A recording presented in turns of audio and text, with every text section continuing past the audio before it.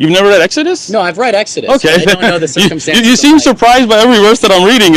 Okay, so if a man sells his daughter to be a female slave, she shall not go out as a male slaves do.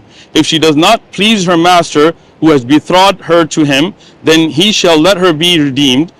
He shall have no right to sell her to a foreign people, since he has dealt deceitfully with her. Would you sell your daughter into slavery? Come on, bro. You're talking this stuff because you're... I wouldn't if I was...